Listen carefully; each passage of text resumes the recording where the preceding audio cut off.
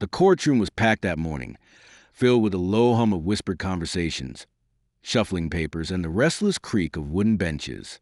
It was one of those cases that had quietly drawn attention, not because of fame or money, but because of the tension that clung to it like a heavy fog. At the center of it all sat Aisha, her back straight, her hands folded tightly in her lap, as if she were holding herself together by sheer force of will. Across from her, only a few feet away yet emotionally miles apart, sat Imran, the man who had been her husband until just a few days ago. Between them was a small boy, Zion, barely 5 years old, swinging his feet nervously above the floor. He didn't understand the legal language, the sharp tone of the lawyers, or the cold formality of the judge's bench. What he understood was fear. He felt it in the way his mother's fingers trembled when she brushed his hair that morning. He sensed in the way his father avoided looking at him, staring instead at the polished floor as if it might swallow him whole. The divorce had been finalized only 3 days earlier. 3 days.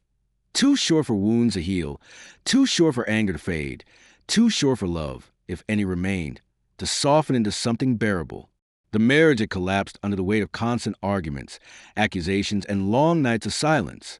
What had once been a home had turned into a battlefield, and Zion had been the quiet casualty in every fight. The judge entered the courtroom, and the room instantly fell silent. Everyone stood. The echo of chairs scraping against the floor sounded like a final warning. This was the moment where lives changed. When the judge took his seat and motioned for everyone to sit, the air felt heavier than before. The case was called. Aisha's lawyer stood first, adjusting his glasses and clearing his throat.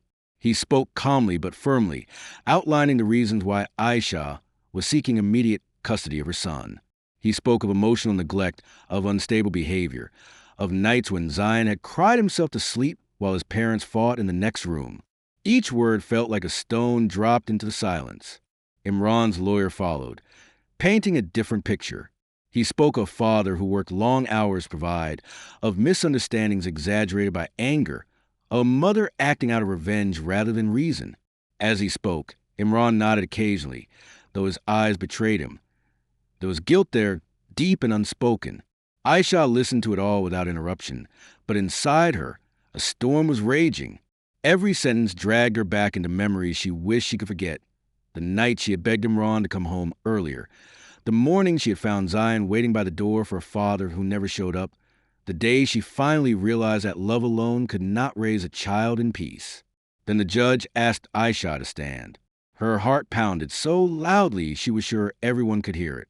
Slowly, she rose, smoothing the edge of her dupatta with shaking hands. She spoke softly at first, but as she continued, her voice grew stronger, not louder, but steadier. She spoke of her son, not as a legal responsibility, but as her world. She described how Zion woke up screaming at night, how he flinched when voices were raised, how he clung to her clothes whenever Imran and she argued. She admitted her own faults, her anger, her exhaustion, but she made one thing painfully clear. She would protect her child at any cost. When she finished, the courtroom was silent. Even Imran couldn't lift his head. The judge leaned back, his expression unreadable. He asked a few questions, short, precise, cutting straight through emotion to reach the truth. Then he looked down at Zion. "Do you know why you are here?" the judge asked gently. Zion shrugged, his small hands twisting together. He looked at his mother, then at his father, confusion clouding his eyes. The judge nodded, as if expecting that answer. No child should have to understand a place like this. After a brief pause, the judge announced that, pending further review, the child will remain with the mother for now. The words echoed through the courtroom. Before anyone could react, before Imran could stand, before the lawyers could speak, Aisha moved. She stepped forward, her composure breaking at last. She bent down, gathered Zion into her arms, and held him tightly against her chest. Gasps rippled through the room. In front of everyone, lawyers, strangers, court officers, she took her child away from her former husband. Not violently, not with anger, but with a fierce, protective urgency that could not be mistaken. Zion wrapped his arms around her neck, burying his face into her shoulder, as if he had been waiting for this moment. Imran stood up abruptly. "Aisha," he began, his voice cracking. She didn't look back. Tears streamed down her face as she walked toward the exit, each step feeling both terrifying and liberating. For the first time in years, she felt like she was choosing her child over fear, over doubt, over a broken past. Behind her, Imran remained standing, frozen in place. The courtroom that had once echoed with arguments now held only silence and regret. As the doors closed behind Aisha and Zion, one truth hung in the air, heavy and undeniable. This was not just the end of marriage. It was the beginning of a battle that would test love, guilt, and the true meaning of being a parent. Outside the courtroom, the corridor felt colder than the air-conditioned hall behind them. Aisha stopped only when she reached a quiet corner near a tall window, sunlight spilling across the tile floor. Her legs trembled as if they might give way at any moment. She lowered herself onto a bench and held Zion close, rocking him gently. His small body shook with silent sobs, his fingers clutching her dupatta as if letting go would mean losing everything. "It's okay, John," she whispered again and again, pressing her lips to his hair. "Mama's here." But even as she spoke the words, her heart was racing with fear.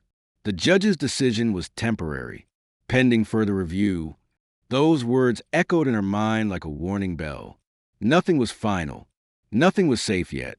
Zion slowly lifted his head and looked at her with red, swollen eyes. "Are we going home?" he asked softly. Aisha forced a smile. "Yes," she replied, though she wasn't sure what home meant anymore. The apartment she now lived in was small, borrowed, and filled with uncertainty. But it was quiet. And for now, quiet was enough. Inside the courtroom, Imran sank back onto the bench as the room began to empty.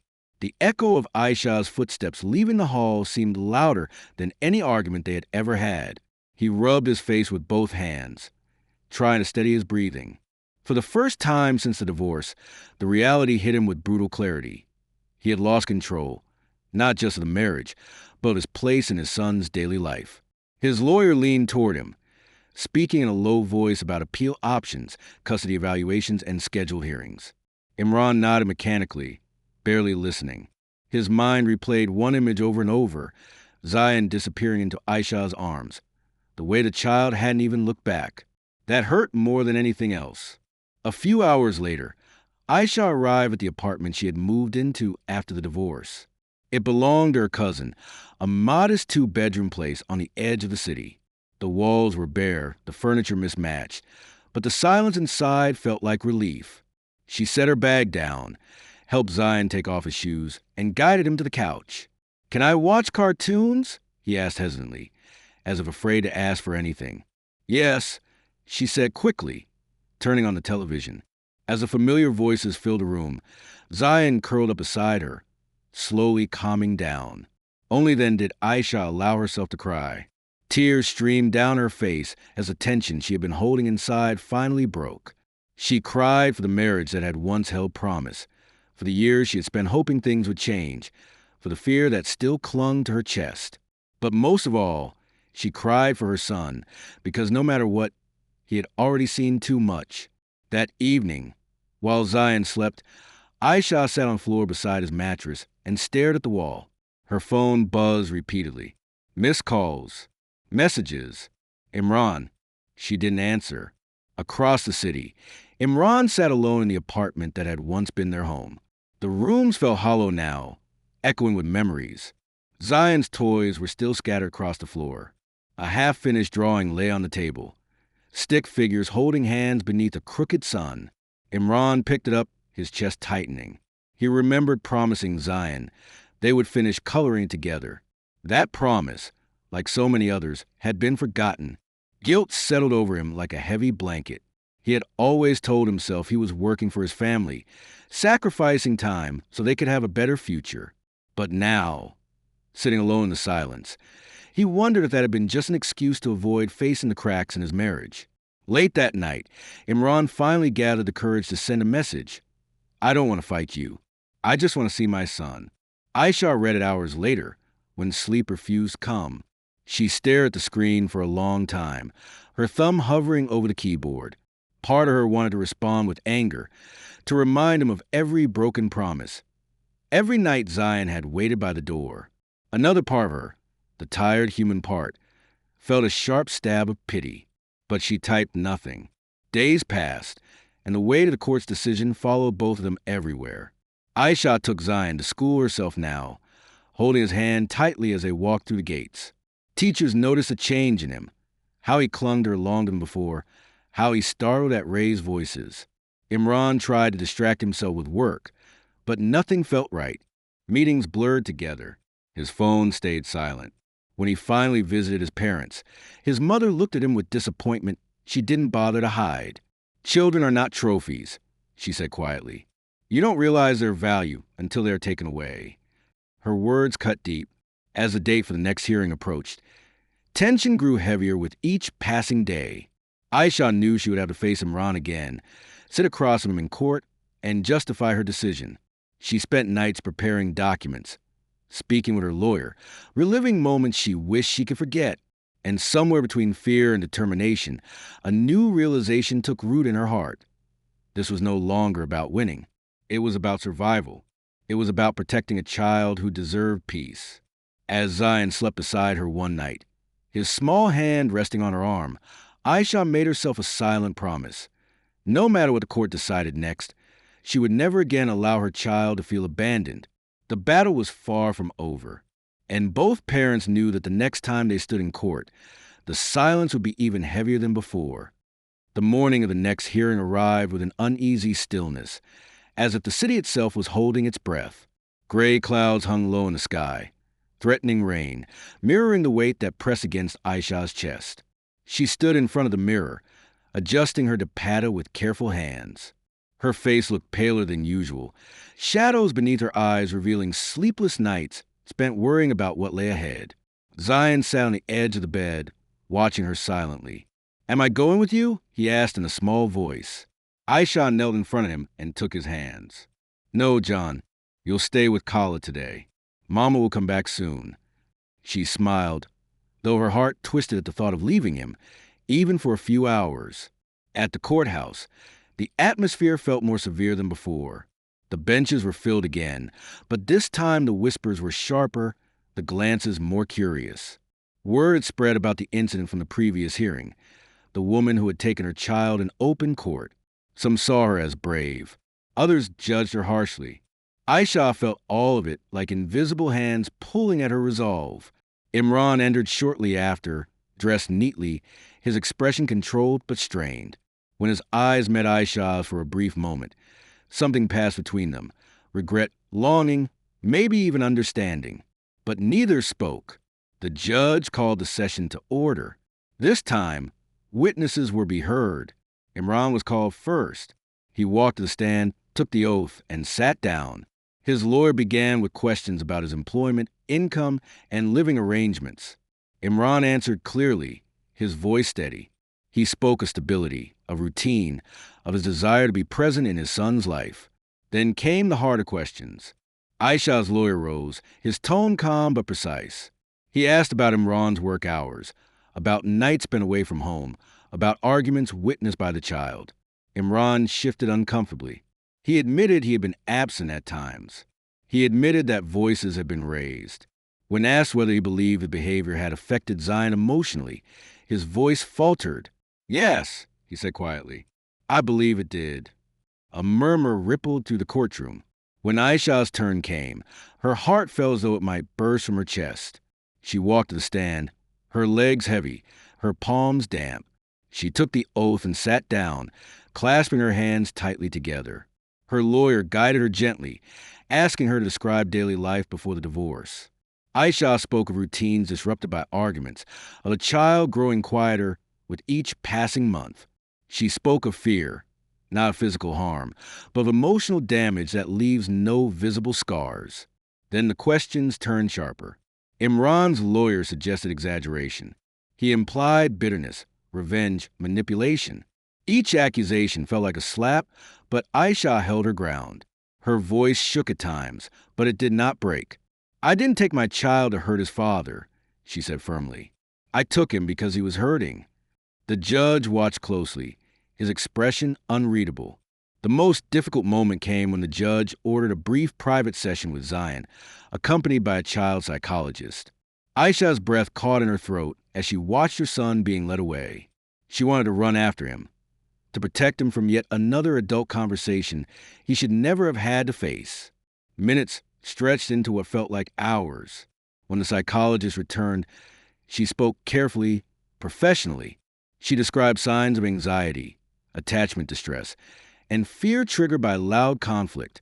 She made it clear that Zion needed stability, calm, and consistent emotional support. No one spoke. Imran stared at the floor, his jaw clenched, tears threatening to spill. For the first time, the consequences of his actions were laid bare. Not as accusations, but as facts spoken by a neutral voice. The judge adjourned the court for a short recess. In the hallway, Aisha leaned against the wall, her knees weak. Imran approached slowly, stopping a few feet away. "I didn't know it was that bad," he said quietly. Aisha looked at him then, really looked at him, and saw not the man who had hurt her, but a father drowning in regret. "I tried to tell you," she replied softly. "So many times." He swallowed hard. "I want to fix this." She shook her head gently. "This isn't about fixing us anymore." When the session resumed, the courtroom felt different, heavier, more honest. The judge spoke at length about the responsibility of parenthood, about how love must be shown through presence, not just intention. He emphasized that custody decisions were not punishments, but protections. He announced that the temporary custody arrangement will remain with the mother, with structured visitation rights for the father under supervision until further assessment. The words struck both of them deeply. Relief for Aisha and heartbreak mixed with hope for Imran. As they left the courtroom that day, the rain finally began to fall. Aisha stepped outside, lifting her face to the sky for a brief moment, letting the cool drops wash over her. She knew the journey ahead would still be difficult, filled with challenges and compromises. But for the first time since the divorce, the truth had been spoken aloud. And once spoken, it could no longer be ignored. Weeks passed after the final hearing, and life slowly settled into a new rhythm, one that felt unfamiliar, fragile, yet strangely peaceful. The court's decision had reshaped everything. Aisha now carried the full weight of responsibility, while Imran learned to live within carefully defined boundaries. There were scheduled, supervised visits and reports to be filed, but beneath all the legal structure lay something far more complex: learning how to be parents apart. Aisha's days began early. She woke before dawn, preparing breakfast, packing Zion's school bag, and ensuring every detail was in place before he woke. She noticed small changes in him, how his shoulders no longer tensed at raised voices, how his laughter returned in short, cautious bursts. At night, he slept more deeply, no longer jolting awake from nightmares that had once come so often. One evening, as she tucked him into bed, Zion looked up at her and asked, "Mama, are you sad now?" Aisha paused. The question caught her off guard. She brushed his hair gently and smiled. "Sometimes," she answered honestly, "but I'm also happy, because you're safe." He seemed to think about that for a moment, then nodded, satisfied. Children, she realized, didn't need perfect parents, just present ones. Imran's life, meanwhile, felt strangely hollow. The apartment that had once been loud with arguments now echoed with silence. Yet within that silence, he began to change. Supervised visits with Zion were awkward at first. The boy clung to Aisha, hesitant to engage, watching his father with cautious eyes. Imran never forced it. He sat on the floor, played quietly with toys, listened more than he spoke. Over time, Zion began to relax, inching closer, laughing at small jokes. Each visit ended too soon, leaving Imran with both gratitude and grief, but also determination. For the first time, he was learning how to be a father without distraction. Months later, during a routine review, the court noted significant improvement in Zion's emotional health. The psychologist reported reduced anxiety, stronger attachment, and growing confidence. Imran's supervised visits were gradually extended. Trust, once shattered, was being rebuilt, not quickly, but carefully. One afternoon, after a visit, Imran approached Aisha outside the center. "Thank you," he said quietly. "For what?" she asked. "For not turning him against me." Aisha met his eyes. "He deserves both parents." just not the pain we cause each other. They stood there in silence, not as husband and wife, but as two people bound forever by a child they both loved. Years later, Zion would remember very little of the courtroom, the arguments, or the pain. What he would remember was something far more important: his mother's strength, his father's effort, and the moment his world stopped breaking and began healing. On the day Zion started school, Aisha watched him walk through the gates with confidence, his backpack bouncing against his shoulders. Imran stood a few steps behind her, hands in his pockets, smiling softly. They didn't speak much anymore. They didn't need to, because sometimes the end of marriage is not the end of family, but the beginning of a better, quieter kind of love.